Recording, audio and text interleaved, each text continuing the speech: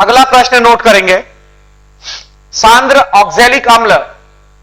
अगला प्रश्न है सांद्र ऑक्जेलिक अम्ल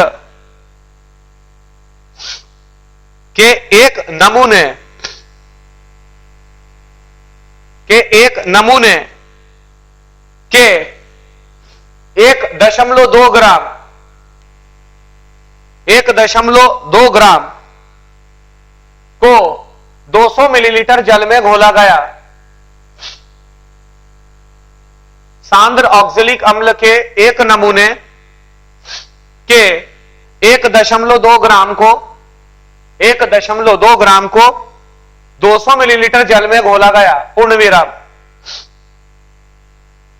इस विलयन के 10 ml, इस विलयन के 10 मिलीलीटर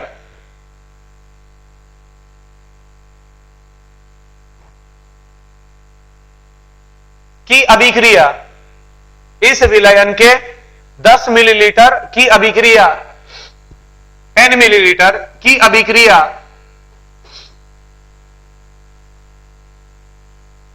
0.1 नॉर्मल 0.1 नॉर्मल KMnO4 के साथ कराई गई तथा KMnO4 का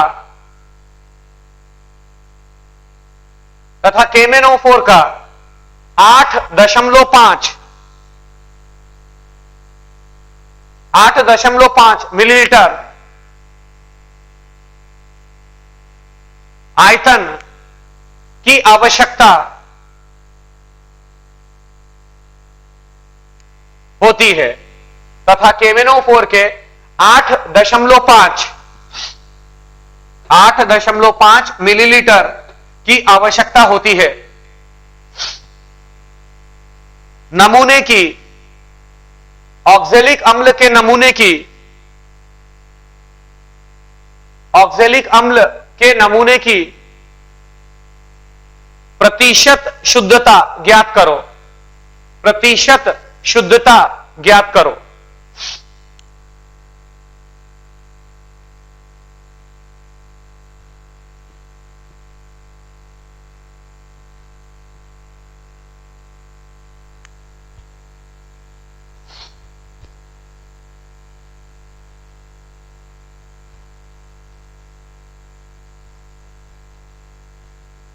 प्रतिशत शुद्धता आपको जो है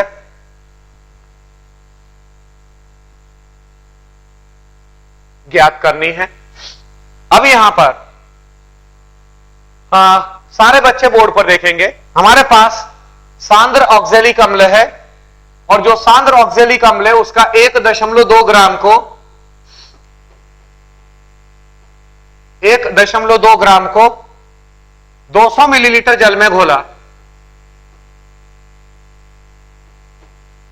राइट। 200 मिलीलीटर जल के अंदर आपने घोला और 200 मिलीलीटर जल में घोलने के पश्चात आपने ये जो विलयन बना, इस विलयन का 10 मिलीलीटर 200 मिलीलीटर जल में घोला, मतलब ये एक काम करो, उसमें थोड़ा सा करेक्शन कर लेना, थोड़ा सा उसमें करेक्शन करिएगा कि 1.2 ग्राम ऑक्जेलिक अम्ल का, सांद्र ऑक्जेलिक अम्ल का नमूना 200 मिलीलीटर विलयन में उपस्थित है। जल मत लिखो उसको, 200 मिलीलीटर विलयन में उपस्थित है।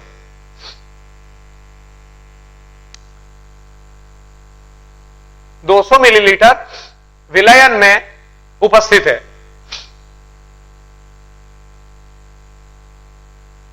राइट। अब यहां पर आपने इसमें से 10 मिलीलीटर निकाला और 10 मिलीलीटर जो आपने विलयन लिया ऑक्जेलिक अम्ल का, उसका अनुमापन KMnO4 के अगेंस्ट किया। KMnO4 की नॉर्मलता दे रखी है 0.1 नॉर्मल और KMnO4 का जो आयतन लगता है वो 8.5 ml है।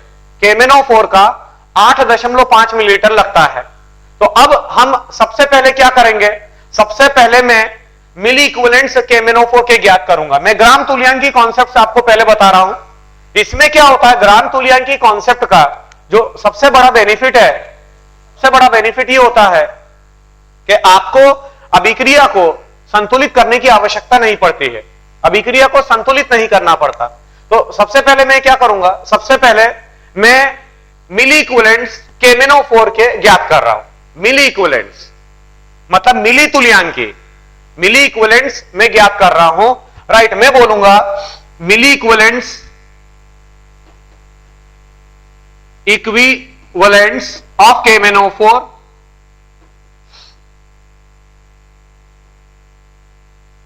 It is equal to, milliequivalent का सारे बच्चे फार्मूले ध्यान में रखना, milliequivalent is equal to होता है, milliequivalent is equal to नॉर्मलता इनटू विलयन का आयतन, विलयन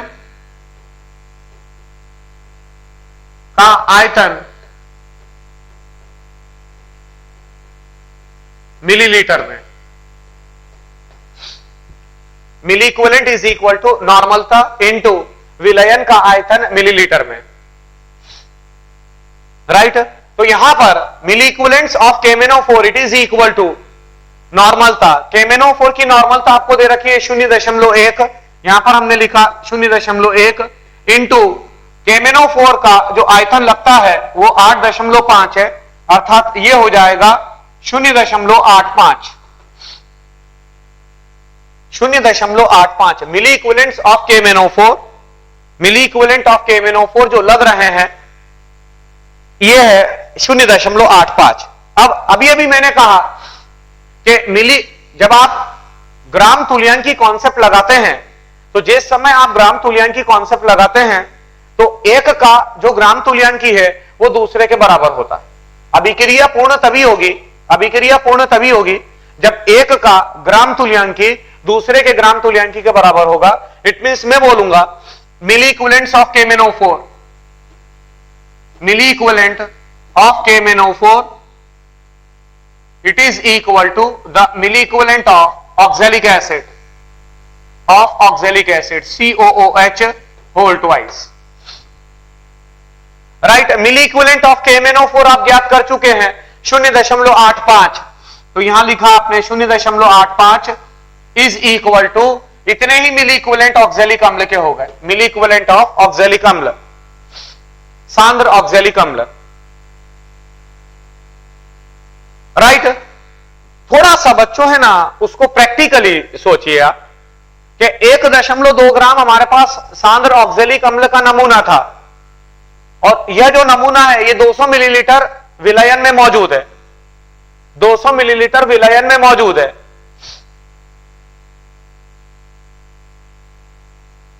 अब हमने क्या किया, ये 200 मिलीलीटर में से 10 मिलीलीटर निकाला था और 10 मिलीलीटर का अनुमापन आपने KMnO4 के अगेंस्ट किया था।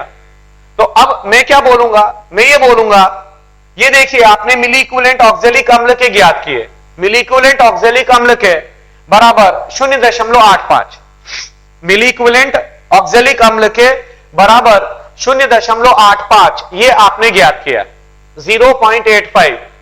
मतलब आप ये बोलेंगे कि 10 मिलीलीटर जो आपने निकाला था उस 10 मिलीलीटर के अंदर, 10 मिलीलीटर जो आपने निकाला था सांद्र ऑक्सैलिक अम्ल का, उसके अंदर आप दावे के साथ कह सकते हैं कि उसमें 0.85 मिली इक्विवेलेंट्स, मिली तुल्यांकी उपस्थित है। 10 मिलीलीटर में 0.85 मिली इक्विवेलेंट्स ऑक्सैलिक अम्ल के मौजूद है। बट जो हमारे पास ओरिजिनल विलयन था, वो ओरिजिनल विलयन का जो आयतन था वो 200 मिलीलीटर था, तो 200 मिलीलीटर के अंदर कितना उपस्थित होगा, 0.85 बटा 10 इंटू 200। राइट, ये 0 से ये 0 कैंसल आउट हो जाएगा, मतलब ये हो जाएगा 8.5 इंटू 2, मतलब ये हो जाएगा 8 दूनी 16, 17 मिली इक्विवेलेंट्स। जो 200 मिलीलीटर हमारे पास, जो 200 मिलीलीटर सांद्र ऑक्सैलिक अम्ल का आयतन है, उसके अंदर ऑक्सैलिक अम्ल के 17 मिली इक्विवेलेंट्स मौजूद है। राइट, अब ये जो मिली इक्विवेलेंट्स हैं इसको ग्राम इक्विवेलेंट्स में कन्वर्ट कर लो, ग्राम तुल्यांकी में कन्वर्ट कर लो। क्या करेंगे, ये 17 मिली इक्विवेलेंट्स है, तो इक्विवेलेंट्स तक जाने के लिए, इक्विवेलेंट तक जाने के लिए 17 गुणित 10 की घात में ऋण 3, 17 गुणित 10 की घात में ऋण 3 ग्राम तुल्यांकी आ गए, ग्राम तुल्यांकी।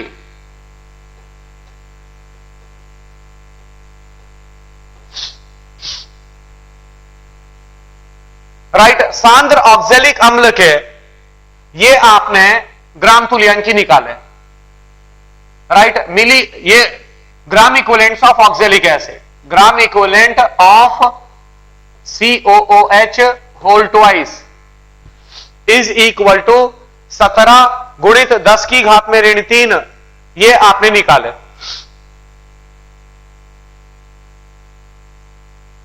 अब ये तो ग्राम तुल्यांकी है, ग्राम इक्विवेलेंट्स है, हमारे को भार तक पहुंचना है, तो भार तक जाने के लिए मैं क्या करूंगा, इसका जो तुल्यांकी भार है वो तुल्यांकी भार से गुणा करूंगा। मतलब मैं बोलूंगा ऑक्जेलिक अम्ल का COOH होल ट्वाइस का द्रव्यमान बराबर 17 गुणित 10 की घात में ऋण 3 इंटू तुल्यांकी भार, तुल्यांकी भार मतलब ये हो जाएगा 17 गुणित 10 की घात में ऋण 3 इंटू ऑक्जेलिक अम्ल का तुल्यांकी भार। और तुल्यांकी भार निकालने का क्या सूत्र होता है, तुल्यांकी भार बराबर तुल्यांकी भार बराबर अणु भार बटे में N गुणक।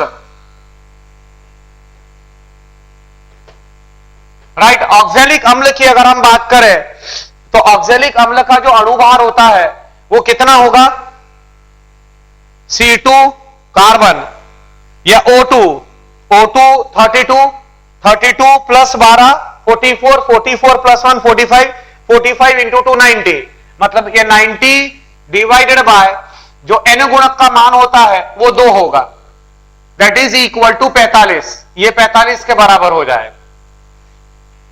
अब यहां पर कुछ बच्चों के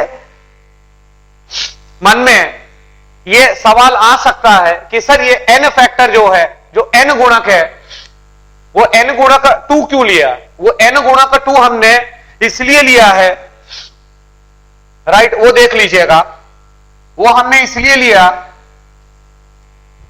क्योंकि जो ऑक्जेलिक अम्ल है, जो हमारा ऑक्जेलेट आयन है, ये है आपका ऑक्जेलेट आयन, और ऑक्जेलेट आयन का जब आप 1 मोल लेते हैं और जब आपने अनुमापन KMnO4 के विरुद्ध जब आपने अनुमापन किया, KMnO4 के अगेंस्ट जब आपने अनुमापन किया, तब यह ऑक्जेलेट आयन CO2 में परिवर्तित होता है और यह 2 इलेक्ट्रॉन देता है। अच्छी तरीके से बच्चों नोट कर लेना, क्योंकि इतना क्लियरली आपको किताबों में बिल्कुल भी नहीं मिलेगा, बिल्कुल भी नहीं मिलेगा। किताबों के अंदर डायरेक्ट आपको अभिक्रियाएं होती है, राइट, और वो आपको समझ में नहीं आती, इसलिए उसको बिल्कुल समझते हुए लिखना है कि जो ऑक्जेलेट आयन है वह ऑक्जेलेट आयन का 1 मोल 2 इलेक्ट्रॉन दे रहा है, इसीलिए यहां पर हमने N गुणक 2 लिया है, जिसकी वजह से जो तुल्यांकी भार हमारे को प्राप्त हुआ वो 45, राइट। तो 17 इंटू 10 की घात में ऋण 3 इंटू तुल्यांकी भार 45, राइट। कोई बच्चा मुझे बताए कि इसका गुणा करने पर कितना मिलेगा, 17 गुणित 45 डिवाइडेड बाय 1000, जरा बताइए मेरे को।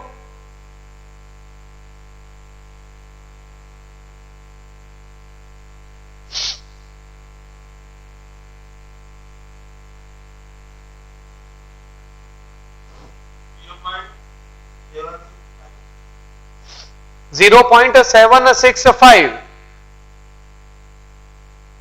एक बार फिर से चेक करिएगा, एक बार फिर से चेक करें आप।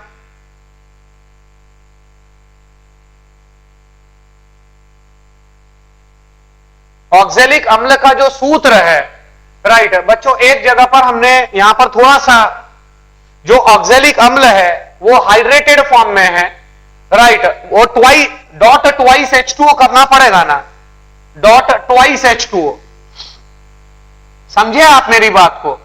जो उसका सूत्र है, ऑक्जेलिक अम्ल हाइड्रेटेड फॉर्म में होता है, राइट। तो यहां पर हमने गलती ये करी है कि जो अणुभार है COOH whole twice dot twice of H2O, मतलब इसका हमने लिया था 90, तो 90 प्लस 2 गुणित 18, राइट, मतलब ये हो जाएगा 126, 36 प्लस 90 126, मतलब यहां पर 90 ना लें आप, 126 लें, तो 126 डिवाइडेड बाय 2 कितना हो जाएगा, 2 6 एंड इट इज 63, राइट। इसका मतलब यहां पर जब आप गुणा करेंगे तो जिस समय आप यहां गुणा करें तो वो 63 से करें।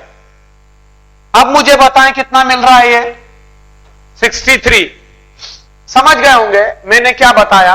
एक्चुअली जो ऑक्जेलिक अम्ल है वो हाइड्रेटेड फॉर्म में है, COOH whole twice dot 2H2O, right. अब मुझे बताएं कि ये कितना मिल रहा है, COH होल ट्वाइस का द्रव्यमान, यहां पर भी आप ऐसे लिख लेंगे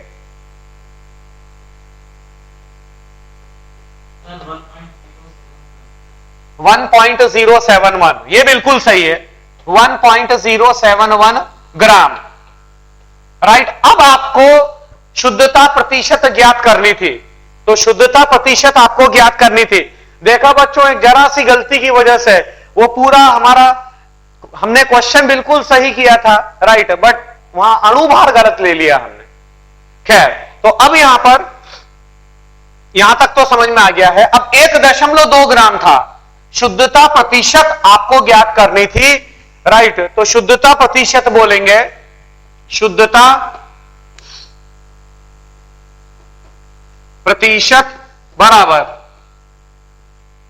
जो हमारे को भार ज्ञात हुआ है 1.071 अपान 1.2 गुणित 100 करना पड़ेगा आपको। ये तकरीबन बच्चों 89% आ जाएगा अप्रोक्सीमेटली। जो आपका अप्रोक्सीमेट उत्तर आपको मिलेगा दैट विल बी 89%, राइट। अगला प्रश्न लिखेंगे जल्दी से।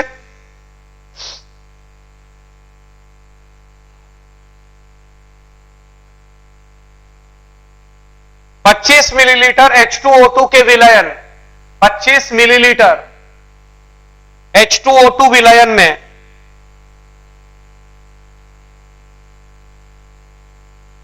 अम्लीय पोटेशियम आयोडाइड, अम्लीय KI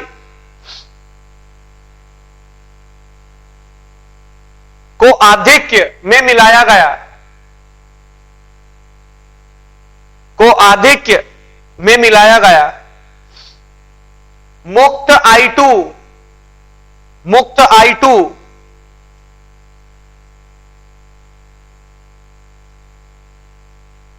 मुक्त I2 की अभिक्रिया, मुक्त I2 की अभिक्रिया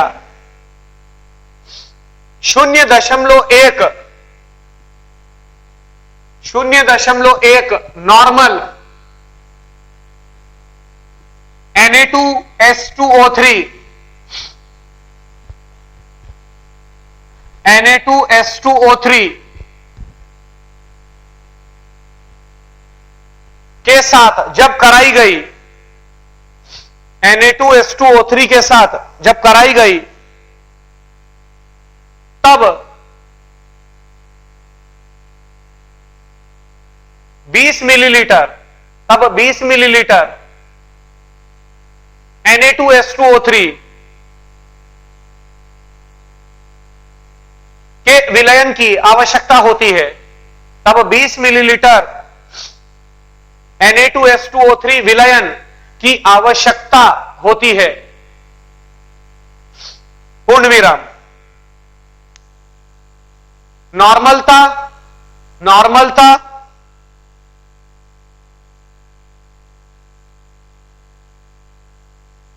व आयतन के पदों में, नॉर्मलता व आयतन के पदों में H2O2 की शक्ति, H2O2 की शक्ति ज्ञात करो, H2O2 की शक्ति ज्ञात करो। राइट, ये बिल्कुल नया क्वेश्चन है बच्चों आपके लिए। पहले तो यहां पर ये समझना कि ये आयोडोमेट्री का केस है, ये आयोडोमेट्री है, इसको बच्चों आयोडोमेट्री कहते हैं। राइट, उसको हिंदी में भी आयोडोमेट्री ही कहा जाता है।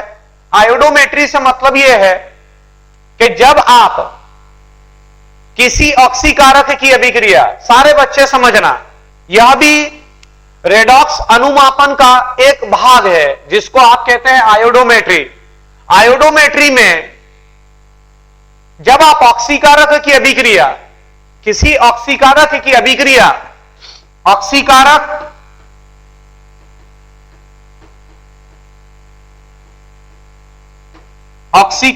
की अभिक्रिया आप पोटेशियम आयोडाइड के आधिक्य में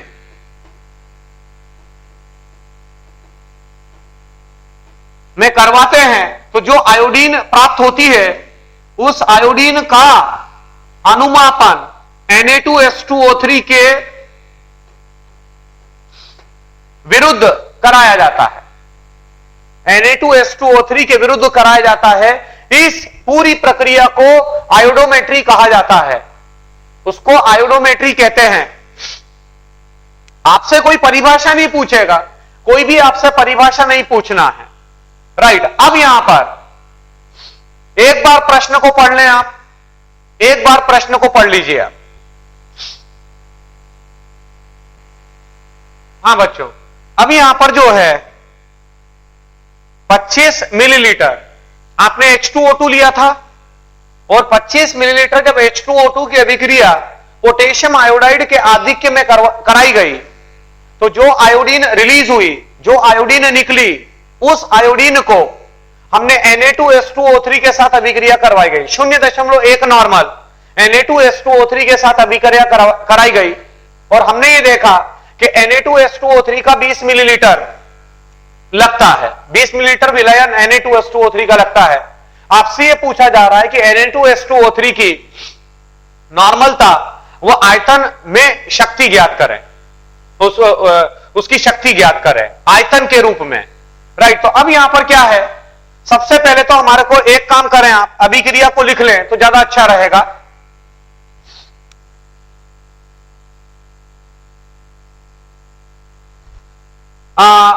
सबसे पहले हमने H2O2 की अभिक्रिया पोटेशियम आयोडाइड के साथ कराई गई। अगर अभिक्रिया को संतुलित करना चाहते हो तो कोई मुश्किल बात नहीं है, H2O2 यहां पर अभिकारक की तरह काम कर रहा है। H2O2 अभिकारक की तरह काम कर रहा है, या H2O2 ने पोटेशियम आयोडाइड के साथ, तो इसके 2 मोल लीजिए आप, 2 मोल्स ऑफ Ki। राइट, तो यहां पर हो जाएगा twice of KOH, twice of KOH plus I2। ये हमारी अभिक्रिया हुई।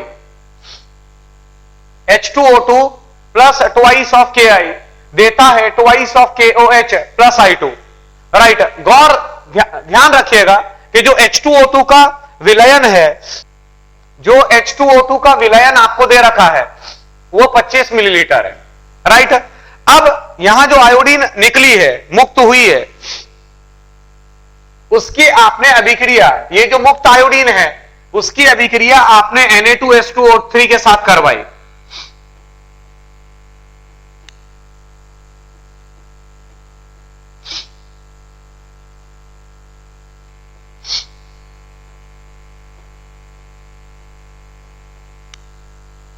ये आपकी अभिक्रिया होती है। Na2H2O3 I2 plus twice of Na2H2O3 देता है Na2H4O6 plus twice of Na। अच्छा, Na2H2O3, ये जो अभिक्रिया आपके सामने है, इसमें Na2H2O3 का जो N गुणक का मान है, वो N गुणक का मान कितना लोगे आप? जल्दी से मुझे कोई बताए, Na2H2O3 का यहां पर जो n फैक्टर आप लेंगे वो n इट इज 1 लिया जाएगा, राइट। बहुत बढ़िया। अब हम क्या करेंगे, Na2H2O3 का जो आयतन है वो 20 मिलीलीटर है, आपको दे रखा है। तो मैं क्या करूंगा, मिली इक्विवेलेंट्स। अच्छा, एक बात तो तय हो गई कि n गुणक का मान 1 है, n फैक्टर Na2H2O3 का 1 है। इसका मतलब मैं बोलूंगा milliequivalents of Na2H2O3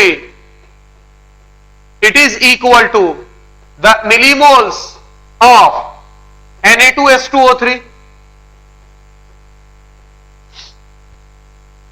right. जो नॉर्मलता है वो नॉर्मलता मोलरता के बराबर होगी। चलो एक काम करो, अपन दूसरे तरीके से सोचो, n फैक्टर बराबर 1 है, तो n फैक्टर का मान इक्वल टू 1 है, राइट। इसका मतलब यह हुआ कि नॉर्मलता और मोलरता दोनों बराबर बराबर होगी। नॉर्मलता और मोलरता दोनों बराबर होगी कब, जब n फैक्टर का मान, जिस समय n फैक्टर का मान 1 के बराबर होगा, राइट। तो अब अगर मैं आपसे यह पूछूं कि Na2H2O3 के कितने मिलीमोल्स लग रहे हैं, तो 20 मिलीलीटर इंटू 0.1 आपको करना पड़ेगा। इट मींस यह आ जाएगा 2 मिलीमोल। 2 मिलीमोल Na2H2O3 के लग रहा है। तो अब 2 मिलीमोल Na2H2O3 के लगे हैं, इसका मतलब I2 कितनी रिलीज हुई, I2 1 मिलीमोल रिलीज हुई है। 1 मिलीमोल I2 इवॉल्व हुई है। समझ गए होंगे मेरी बात को।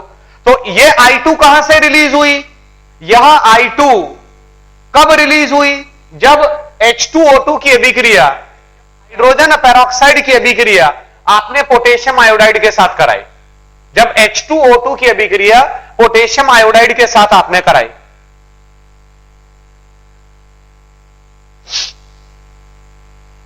राइट। अब यहां पर अगर I2 के 1 मिलीमोल है, अर्थात H2O2 का भी 1 मिलीमोल होगा। ये I2 1 मिलीमोल है, यहां पर ये 1। तो जब I2 1 मिलीमोल है, इसका मतलब H2O2 1 मिलीमोल होना चाहिए।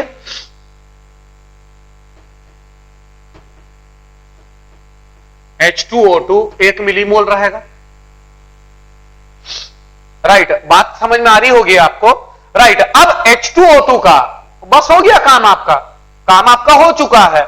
आपका 25 मिलीलीटर, शुरुआत में आपको दे रखा था कि 25 मिलीलीटर 25 ml H2O2 की अभिक्रिया कराई गई आधिक्य में, पोटेशियम आयोडाइड के आधिक्य में। इसका मतलब अब आप ये कह सकते हैं, अब आप ये बिल्कुल कह सकते हैं कि 25 मिलीलीटर के H2O2 विलयन में,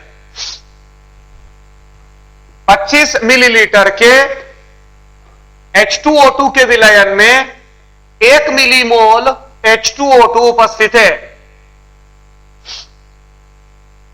अर्थात 1000 मिलीलीटर के अंदर कितना होगा, 1000 मिलीलीटर के अंदर यह आ जाएगा 1/25 गुणित 1000।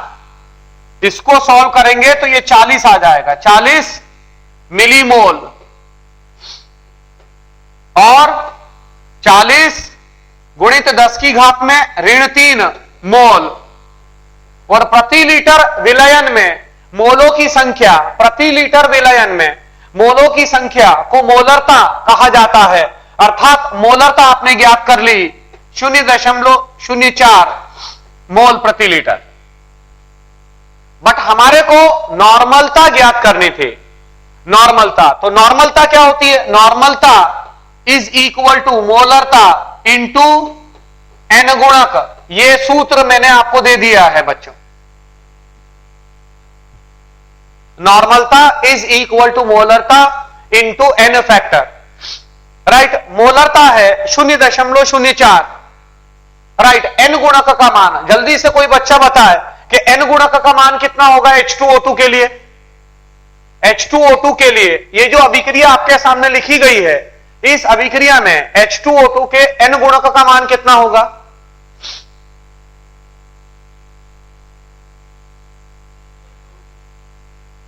बहुत बढ़िया, उसका 2 मिलेगा हमारे को। इट मींस यहां पर मैं बोलूंगा नॉर्मलता, मोलरता है 0.04 इंटू 2 कर दिया मैंने, ये आ जाएगा 0.08। जो नॉर्मलता है ग्राम तुल्यांकी प्रति लीटर, ग्राम इक्विवेलेंट्स पर लीटर, ये आपने H2O2 की नॉर्मलता ज्ञात कर ली। अब आयतन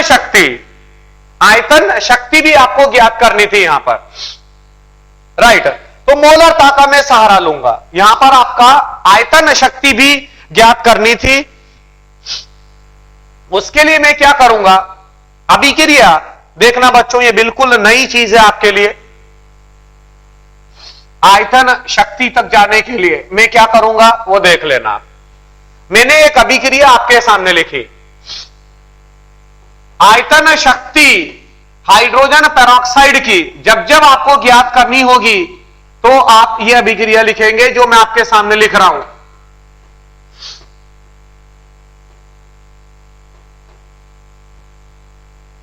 राइट, यह अभिक्रिया आप नोट कर लें। अब मोलरता थी H2O2 की, जो मोलरता आपने ज्ञात करी थी अभी अभी हम लोगों ने, वो 0.04 मोल प्रति लीटर। इसका मतलब इसके 1 लीटर विलयन में H2O2 के 1 लीटर विलयन में H2O2 के 1 लीटर विलयन में 0.04 मोल उपस्थित हैं, 0.04 मोल उपस्थित है। और H2O2 का अगर पूर्ण विघटन करोगे, तो अगर H2O2 का पूर्ण विघटन करोगे तो जिस समय H2O2 का पूर्ण विघटन किया जाएगा तो इसका 2 मोल इसका 1 मोल देता है, इसका 2 मोल उसका 1 मोल देता है, इसका 1 मोल उसका आधा मोल देगा, इसका 6 मोल उसका 3 मोल देगा। तो जब ये 0.04 मोल है तो O2 जो प्राप्त होगी वो 0.02 मोल प्राप्त होगी। O2 के जो मोलों की संख्या आपको प्राप्त होगी दैट इज 0.02, राइट। अब आयतन से क्या मतलब है, आयतन शक्ति से क्या मतलब है, वॉल्यूम स्ट्रेंथ से क्या मतलब है। वॉल्यूम स्ट्रेंथ आयतन शक्ति से मतलब यह है कि 1 लीटर H2O2 का विलयन, पहले देख ले, यहां पर लिखने का काम बाद में करें आप।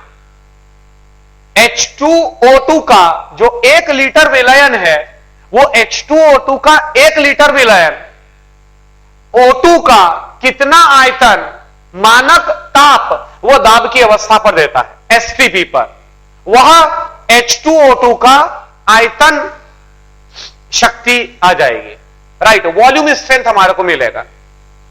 यहां पर जो O2 है उस O2 का कितना आयतन आपको मिलता है, O2 का कितना आयतन आपको मिलता है, राइट, STP के ऊपर, मानक ताप व दाब के ऊपर।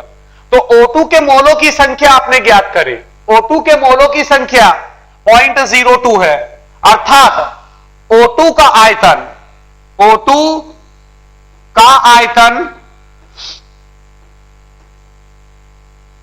मानक ताप व दाब की अवस्था पर, दाब की अवस्था पर बराबर हो जाएगा 0.02 गुणित 22.4, 0.02 गुणित 22.4। अब इसको अगर आप हल करेंगे 0.02 इंटू 22.4, राइट, अगर आप इसको हल करेंगे तो ये हो जाएगा 44.8 गुणित 10 की घात में -2, अर्थात ये हो जाएगा 0.448। तो आपको आयतन शक्ति, वॉल्यूम स्ट्रेंथ आपको ज्ञात करनी थी।